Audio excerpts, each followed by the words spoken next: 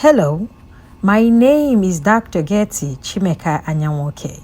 I am an infectious disease specialist and I practice in Baton Rouge and Gonzales, Louisiana. Today's date is May 24th, 2020, and this is another update on coronavirus disease 2019, also known as COVID-19. Today, we are going to talk about coronavirus disease 2019 in children. As you may know, COVID-19 in children is usually mild.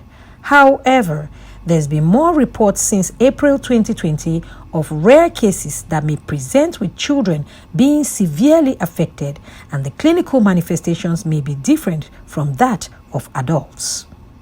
This syndrome has been termed multi-system inflammatory syndrome in children associated with COVID-19, or it can also be referred to as pediatric multi-system inflammatory syndrome. It shares clinical features with Kawasaki disease, Kawasaki shock syndrome, and toxic shock syndrome. To meet the case definition, the child must have certain criteria. These criteria may differ depending on which health authority we go by. However, most of the criteria are similar. I will first list the general criteria, then I will distinguish CDC versus WHO criteria for multi-system inflammatory syndrome in children associated with COVID-19. The general criteria to meet case definition are fever, severe illness involving multiple systems, elevated inflammatory markers, lab evidence of current or recent COVID-19 infection or exposure, as well as exclusion of other plausible causes. Now, here are the different CDC and WHO case definitions of multi-system inflammatory syndrome in children associated with COVID-19. First, I will start with the CDC case definition. The CDC version, all four criteria must be met. Number one, a child that's less than 21 years of age. Number two, clinical presentation consistent with multi-system inflammatory syndrome in children, including all of the following. A, fever has to be documented greater than 38 degrees centigrade or 100.4 degrees Fahrenheit for more than 24 hours or equal to 24 hours. Or the child has to report subjective fever that lasted for at least 24 hours. B, laboratory evidence of inflammation, and any one of the following will do: elevated CRP, elevated ESR, elevated fibrinogen, elevated procalcitonin, elevated D-dimer, elevated ferritin, elevated LDH, elevated IL-6 level, neutrophilia, lymphocytopenia, hypoalbuminemia. C, severe illness requiring hospitalization. And 2D will be two or more organ systems involved, including cardiovascular, e.g. shock, elevated troponin, elevated BNP, abnormal echocardiogram, arrhythmia. Respiratory could be pneumonia, acute respiratory distress syndrome, pulmonary embolism.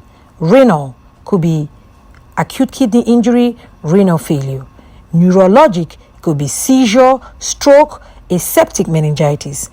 Hematologic, it could be coagulopathy. Gastrointestinal could be elevated liver enzymes, diarrhea, ileus, gastrointestinal bleeding. And dermatologic, which could be erythroderma, mucositis, and other rash. Number 3, there should be no alternative plausible diagnosis. And number 4, recent or current SARS-CoV-2 infection or exposure.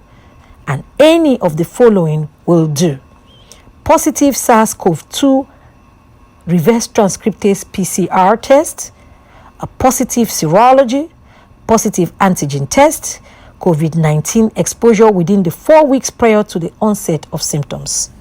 Then we move over to the World Health Organization case definition. In the WHO version, all 6 criteria has to be met. Number 1, age 0 to 19 years. Number 2, fever for at least 3 days or more. Number 3, clinical signs of multi-system involvement with at least 2 of the following: rash, bilateral non-purulent conjunctivitis or mucocutaneous inflammation signs, oral or hands or feet. B, hypotension or shock, cardiac dysfunction, pericarditis, vulvulitis, or coronary abnormalities, including echocardiographic findings or elevated troponin/BNP. D, evidence of coagulopathy, including prolonged PT or PTT, elevated D-dimer. E, acute gastrointestinal symptoms like diarrhea, vomiting, or abdominal pain. Number 4, elevated markers of inflammation, e.g. ESR, CRP, or procalcitonin. Number 5, no other obvious microbial cause of inflammation, including bacterial sepsis and staphylococcal/streptococcal toxic shock syndromes. And number 6, evidence of SARS-CoV-2 infection, and any of the following will do: positive SARS-CoV-2 reverse transcriptase PCR test, positive serology, positive antigen test, contact with an individual with COVID-19. In a nutshell, patients who meet these criteria and who also fulfill full or partial criteria for Kawasaki disease should be considered to have multi-system inflammatory syndrome in children associated with COVID, and these cases should be reported. In addition, multi-system inflammatory syndrome in children should be considered in any pediatric death with evidence of SARS-CoV-2 infection. In these circumstances, we advise that we should promptly refer this child to a specialist in pediatric infectious disease and or rheumatology or cardiology or a critical care specialist. Again, my name is Dr. Gertie Chimeka Anyanwoke. I am an infectious disease physician and I practice in Baton Rouge and Gonzales, Louisiana. For more information on COVID-19 and updates, please check my YouTube channel, Wellness Care Incorporated. Thank you.